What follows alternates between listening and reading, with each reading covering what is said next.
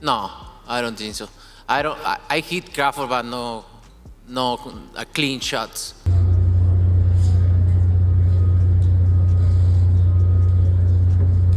All gonna be the same.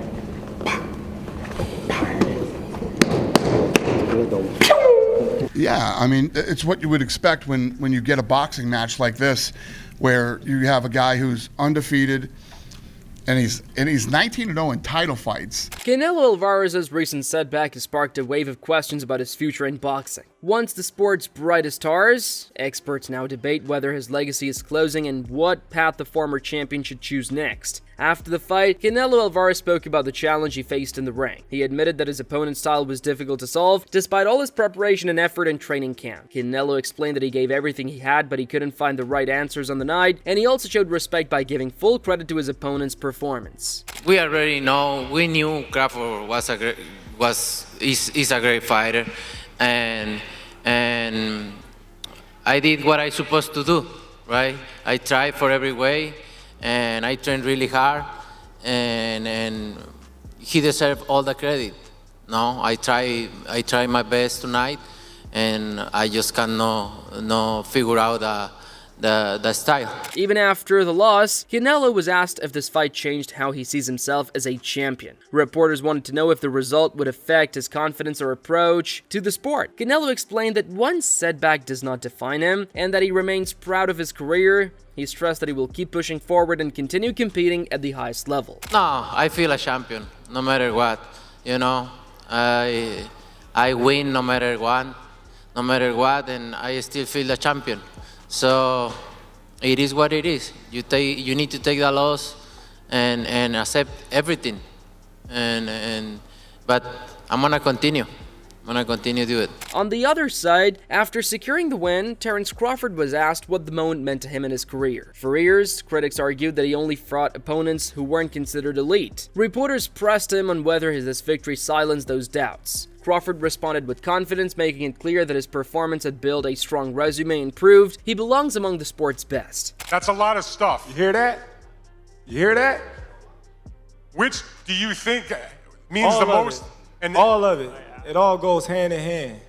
can you describe what it all means to you to have? You just made like a whole resume of stuff tonight. It means a lot to me because, anybody can be a nobody, like I said, and that's all they say I've been fighting is nobodies. So what can they say now? Furthermore, after celebrating his victory, Terence was asked about the ongoing debate comparing him to Floyd Mayweather. Reporters also questioned whether he might move up to light heavyweight for future fights, how he views his own legacy in the sport, and whether he feels pressure to live up to the expectations set by past boxing greats. Listen, Floyd was the greatest in his era. I'm the greatest in my era. It ain't no need to compare me to Floyd or Floyd to me. You talk the talk and you sure walk the walk. Your confidence and aura is on another level. Could we see a run as a light heavyweight? Nah. We ain't going out that much. Adding on, Dana White shared his thoughts on the matchup and the risks involved. He highlighted how impressive it was for an undefeated fighter to move up 2 weight classes to face a champion like Canelo Alvarez. White emphasized that both fighters showed courage and ambition, doing what fans have wanted to see for decades by agreeing to take on such a high-stakes challenge. Yeah, I mean, it's what you would expect when you get a boxing match like this, where you have a guy who's undefeated, and he's 19-0 in title fights. He's willing to move up 2 weight classes to fight one of the greatest of all time.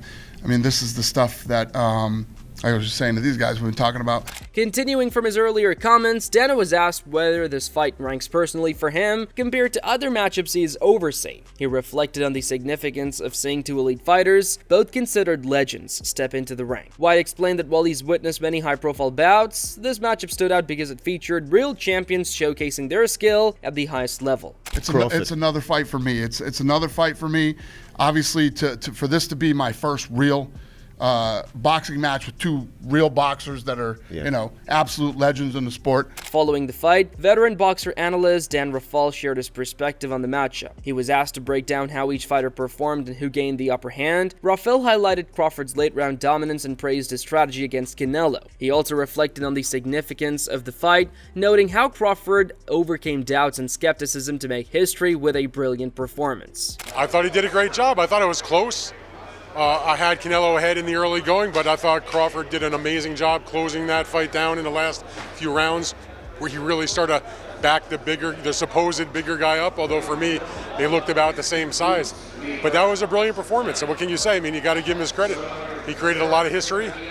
He dreamt this fight. He willed it to happen.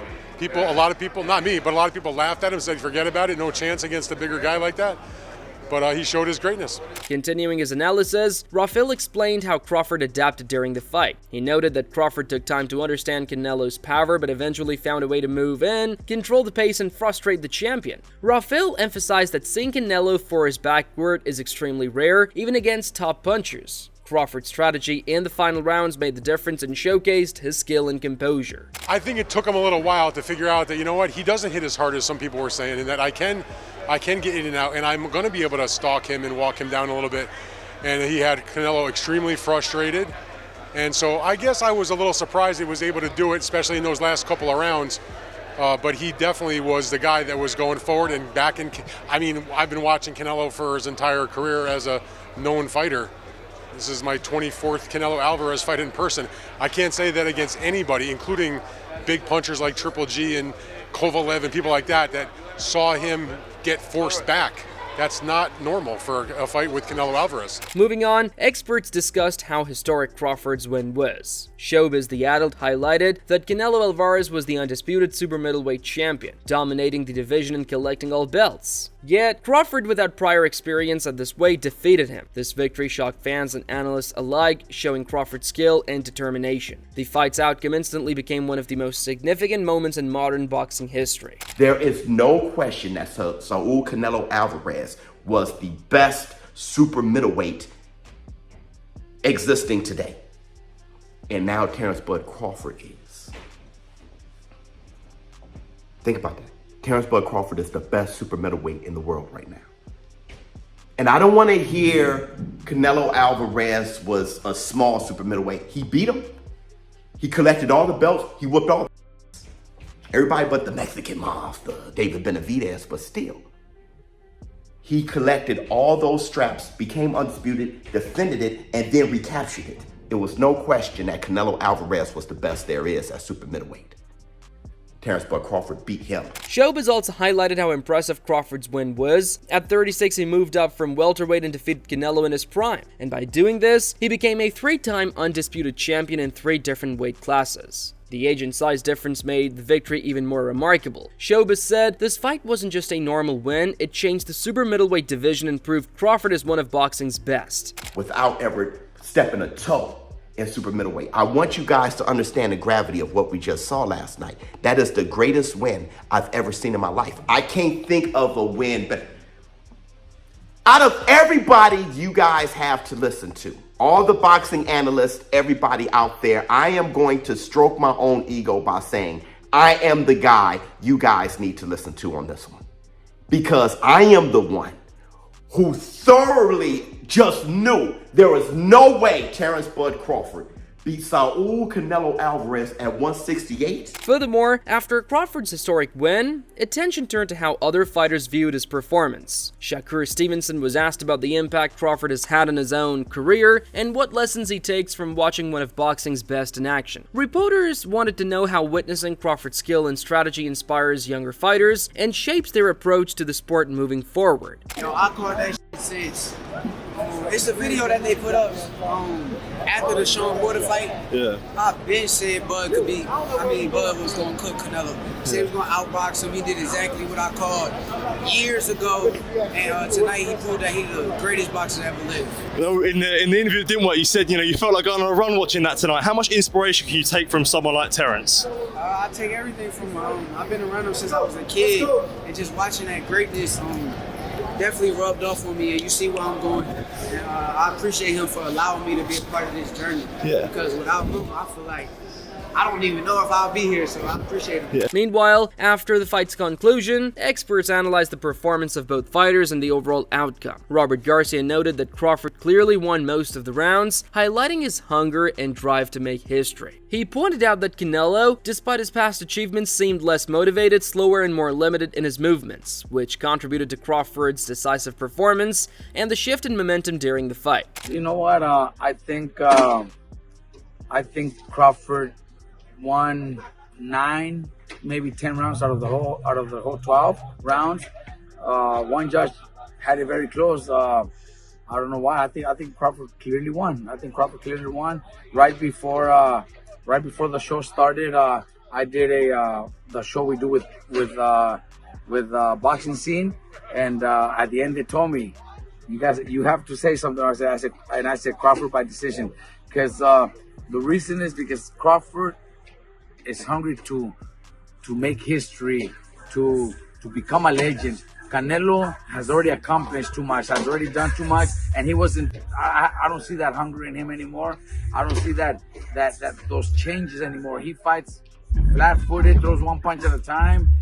He's not fast anymore, and that's why I picked Crawford by decision. Building on his earlier comments, Robert explained why Crawford's victory was not surprising. He highlighted Crawford's talent and determination to make history by moving up 2 weight divisions to face Canelo. Garcia contrasted this with Canelo, noting that while he has achieved enormous success and wealth, his hunger and drive do not match Crawford's current motivation, who played a key role in the fight's outcome. Look, not that I'm surprised, because what I just told you, I think Crawford is very talented, and Crawford is hungry to become a legend. He wanted to become that three division undisputed. He wanted to go up, he wanted to make history by going up 2 divisions to beat Canelo, one of the greatest of all time.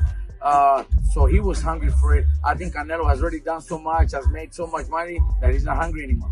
Additionally, experts reflected on Crawford's performance and how he handled Canelo in the ring. Chris Algieri shared his perspective, noting the skill and ease with which Crawford controlled the fight. He commented how even in the early rounds, Crawford's strategy and composure stood out, impressing viewers and analysts alike and making a challenging matchup appear almost effortless in front of a live audience. Yeah, so for those just listening, I'm gonna take a big swig of my second cup of coffee because wow, there's a swig.